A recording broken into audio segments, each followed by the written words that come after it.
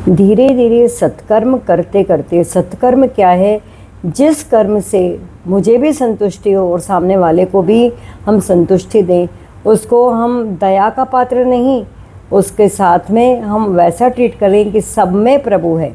जब हमने यह जान लिया या सुन लिया, जाना नहीं, पहले मानना होता है, पहले श्रद्धा करनी होती है कि सर्वत्र ईश्वर है, क्योंकि उपनिषद यही कहती है, वेदांत यही कहता है, शास्त्र यही कह रहे हैं कि वह एक सत्ता है जिसे आप कुछ भी कहें, एनर्जी कहें, ऊर्जा कहें, वो निरंतर एक्सपांड हो रही है, अनंत है, वो एंडलेस है, उसका कोई फॉर्म नहीं है, फॉर्मलेस है, निराकार है।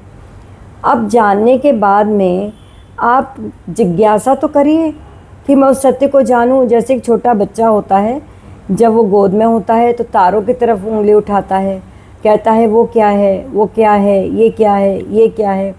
अभी हमारा मन जब तक निर्मल नहीं होगा, सेवा करने से अपने अहंकार को हटाए बिना ये निर्मल नहीं होगा, और निर्मल नहीं होगा तो मुझे अपने ही मन की झील में मुझे अपना प्रतिबिंब नहीं दिखाई देगा, मुझे क्लियर विजन नहीं दिखाई देगा, अपनी छवि दिखाई नहीं देगी। इसलिए आप चाहे कितना भी ध्यान करें, लेकिन कहीं आप अज्ञानी हैं और आप ध्यान किए जा रहे हैं तो वो क्षणिक ही होगा। ध्यान तो केवल सीढ़ी मात्र है जिससे भीतर उतरा जाता है।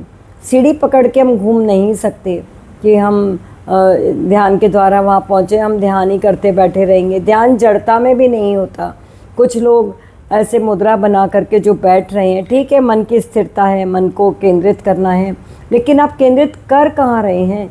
जब जिस मन को आप केंद्रित कर रहे हैं कुछ समय के लिए, कुछ घंटों के लिए, आखिर तो आपको उठना ही पड़ेगा। लेकिन जब आपने स्वयं को जान लिया तो वहाँ से फिर अज्ञान और किसी भी कर्तापने का अभिमान ही नहीं रहता। फिर वो कौन ध्यान कर रहा है, किसके लिए कर रहा है, क्या पाना है, ये तो हमें समझ हो। लेकिन हर व्यक्ति बाहर दौड़ रहा है, बाहर आनंद की तलाश में भाग रहा है। आनंद, परमात्मा, प्रेम, क्या ये पर्यायवाची शब्द नहीं है? पहले हम में प्रेम की उपज हो, प्रेम की फसल हो, लहलाती फसल हो प्रेम की, हम सबको निस्वार्थ भाव से सबके काम आ सके, तब जा कर के हम पात्र बनते हैं और भगवान की कृपा होती है। तभी हमें वो खुद ही बता देते हैं कि वो कौन है और हम कौन हैं। एकता का अनुभव तभी होता है जब पूर्ण समर्पण होता है, और पूर्ण समर्पण के लिए हमें पुरुषार्थ करना है।